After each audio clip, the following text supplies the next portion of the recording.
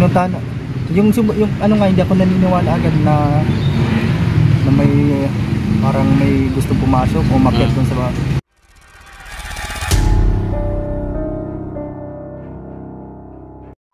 Magandang araw mga kalinga pa dito. Nandito tayo ngayon sa plaza. Napaganda po dito sa plaza ng Daet. So ayan. Papa Friends to ah. Friends, kumusta? Bro, parang malungkot ka ngayon ah.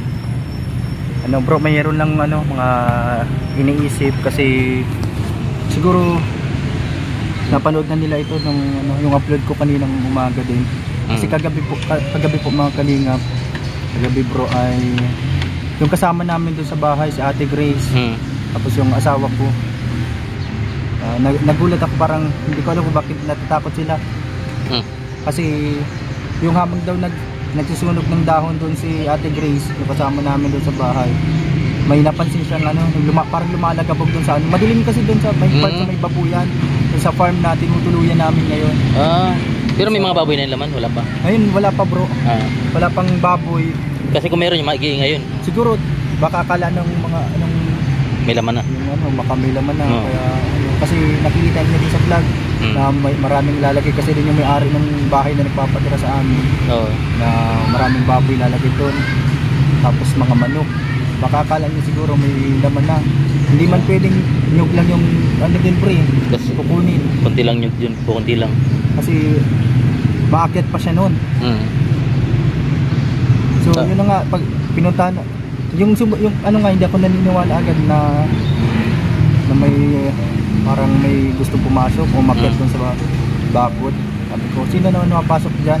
May mga ano siya, may mga tawag dito, yung tinutuluyan kasi namin na kubo na may farm.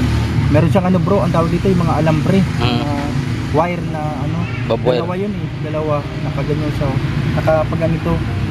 Tapos yung may mga bubog pa siya. Binabasa ko nga yung mga comment section, sa comment section sa upload ko. Sabi ng mga comment sa magnanakaw, kung magnanakaw daw yung ano, kahit daw may mga ganun na nagagawa pala nila yung ano, nakakagawa silang paraan. Marami sila, may mga walang imposible. Walang ano, talagang parang sanay sila kahit may mga ganun. Kaya sabi nga nung ano, dapat may kuryente daw eh, para pag may nag-akyat doon, matusted na. Talsik kita, talsik. Para madala at para hindi maano. Pero mataas man yung bakod niya, no? Mataas nga yung bakod no, doon sa ano. Napunta na din yun ni Kuya Bal. Yun nga. So tiningnan ko bro, kasama sila. Nasa vlog ko yun. Pag punta ko, yun.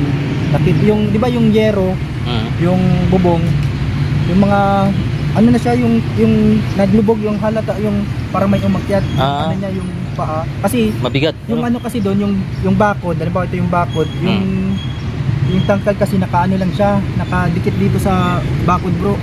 Parang ano lang siya. Bakod na simento. Sabi nung mga nagko-comment, ano daw, talagang pag ganun daw yung ano, medyo talagang makakaya yun ng ano, yung o sino mang masamang loob na papasok doon. Sabi nila baka magnanakaw daw na kung ano, baka akala nila may baboy doon na may ano na laman na hindi pa wala. Pero palagay mo yung ba sadya niyan o baka may iba pang sadya? Siguro hindi lang ano, kasi yung lugar doon sa dulo na kasi na yun, ano kasi yun, parang may mga kwento din dati doon na mga tinatapon doon ng mga ano, mga iba-ibang mga kwento kasi nasa part yun, nasa Milaniton sa dulo. Katakot. Mga kwento-kwento din ng mga ano, pero hindi man doon sa lugar na to, doon, pero mga kalapit lang, ganun, sa kalsada. Tapos, yun na nga, nakita ko din yung alambre, alam mo yung bro, yung alambre, pinantay nila yun, ng tiyuhin ni Daniela, ng asawa ko, yung nagtatrabaho doon, nakapantay yun, pero pagtingin namin kagabi, nakano na siya bro, yung parang nakadirect na yung dalawang alambre, parang nag-ano na siya, nagkadikit. Dati hindi, magkahiwalay yun. Nakadikit-dikit na. Ibig sabihin bro, may talagang parang may umakyat doon na magtingin sa ano, tapos nagdiretso sa bubong, tapos siguro nag-itik-tik dun sa may dulo kasi medyo ano lang kasi yung solar doon sa dulo, may isa lang na solar light doon, tapos may isang doon sa part na kabila may ilaw lang din kasi medyo mahina, tapos hindi naabot ang CCTV doon sa ano, meron CCTV kayo doon? Meron CCTV doon sa kubo, nakita na nga yun Kuya Bal doon sa sa ano na yon, sa kubo. So yun tapos yung di ba yung bako din sa kabila, yung parang may ano yung ano ba nakapaaw kaya nakachinelas, parang pag ano niya dun sa ano sa bato parang naiwan yung ano parang naiwan may mga napakas na naiwan na parang mga sa paa ba or sa yung basta yung mga buhangin na nakadikit o kaya ano tapos nakakit siya dun sa ano siguro hindi lang namin nakita.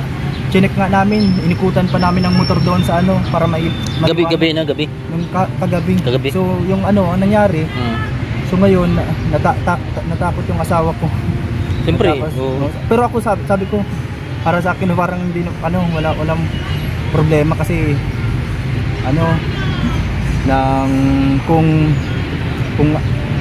mga ganun ang ano bagay siguro ano naman ano niya doon gagawin masama kung ano para ano pero sila kasi mga babae tapos baka may iba pang binabalak hindi siguro, lang hindi namin alam kung anong binabalak palagay mo ginawa lang ng isa o dalawa maraming kasama hindi namin napansin pero sila Ate Grace kasi ano may naglalagabog daw doon sa taas minsan naririnig na rin na ano na may ganun tapos yun lang yung napansin na talaga namin yung sa bubong na yupi may mga ano ng paa nasa vlog ko po yan tingnan niyo po. Grabe yan. Tapos ano bro yung natakot sila yung asawa ko na kinakabahan parang ayaw parang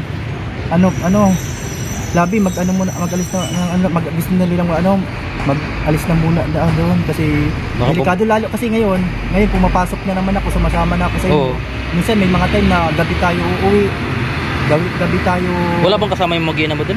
Marami mo? Kasama niya yung tiyahin niya kasi yung puro babae?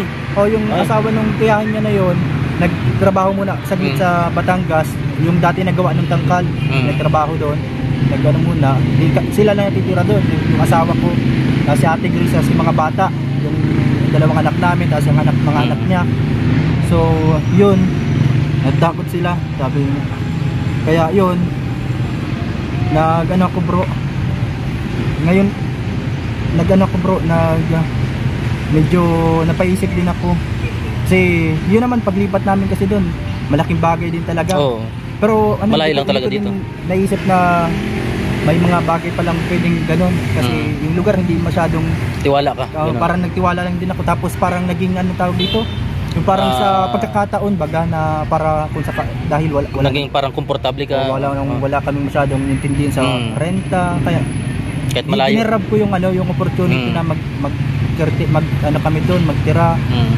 ayan kasi libre naman yung wifi okay naman yung ano medyo napalayo lang yun din sa naging problema ko nung dati kaya hindi ako masyadong nakakapasok medyo nahirapan ako mag-adjust kumbaga tapos hanggang sa nagkasakit tayo dagdag yung problema natin so ngayon sabi ko dahil natatakot nga yung asawa ko lahat na nga tigyan na rin nila yung mga pigtrang ka na dun sa yung mga hindi na sila masyadong nakatulog kagabi dun sa ano parang kakaisip madaling araw na siguro kasi sila may mga tao kasi na hindi man sila magkakaroon ng lakas ng loob kung walang dala yan bro so ang ginawa ko bro kagabi dahil sa nangyari nga na yun sabi ko ako minessage niya yung tiyahin niya isa ako sila Daniel nag-message siya dun saan sinabi niya ay yun nangyari yung ganon na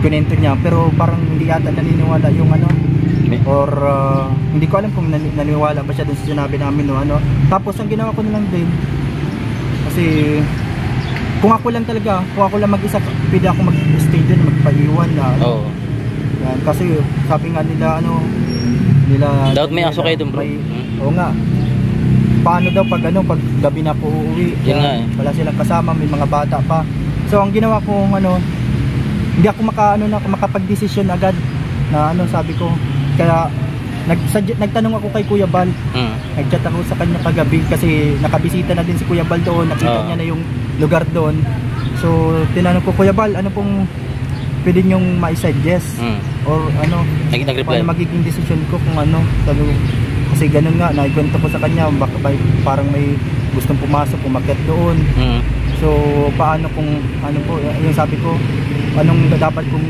gawin? Ang sabi ni Kuya Bal, ano daw, nang umalis na lang daw kami doon.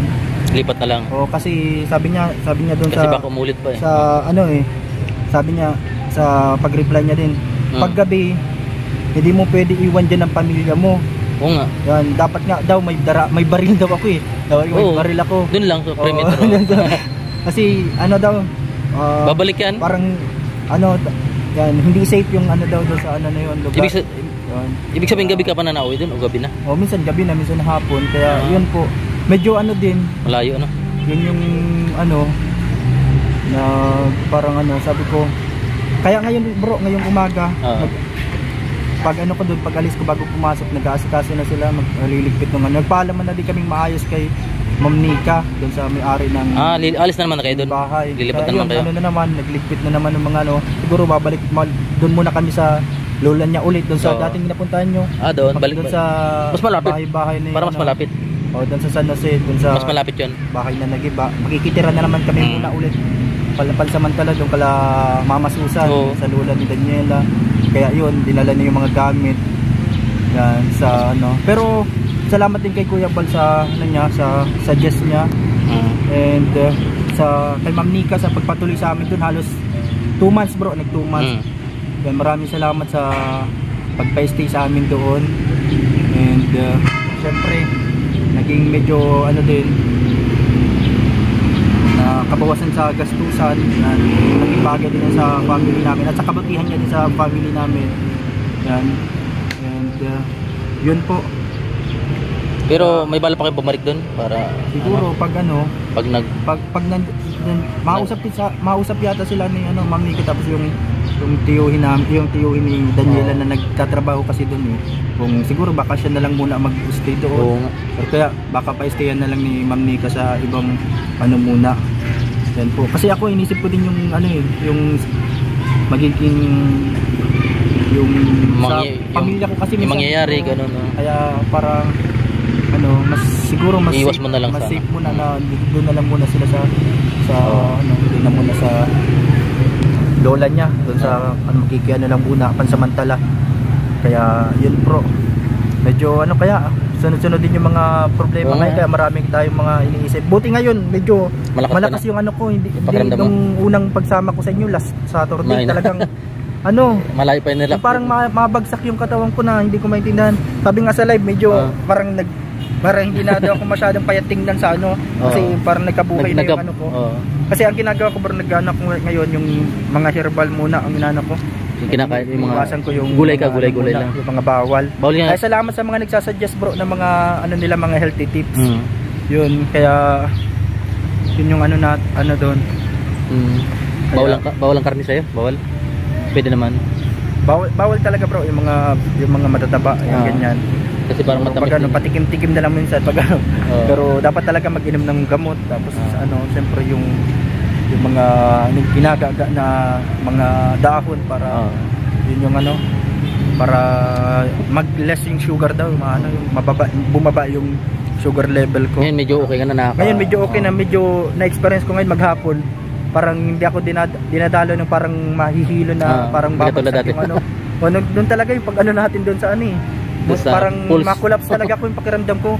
Parang nabigla yung katawan ko na hindi na nasanay sa ganun, parang naninibago. Pagbalik pa, layo pa laka rin ano. Kaya salamat sa inyo bro. Yan, nalilibang lang, bro. Mga ano, pag ano, parang nakakalimutan natin yung mga ibang iniisip. Kaya yan lang po, tuloy-tuloy lang tayo sa mga ano natin. Sandigan mo lang yung pamilya mo at buti na isipan mo iwas muna sila dun. Ano? Yun nga din. Kaya salamat din sa suggest ni Kuya Bal. Yan, thank you so much sa lahat po ng mga sumusuporta po sa channel ko. Yan, thank you din po. Maraming salamat bro.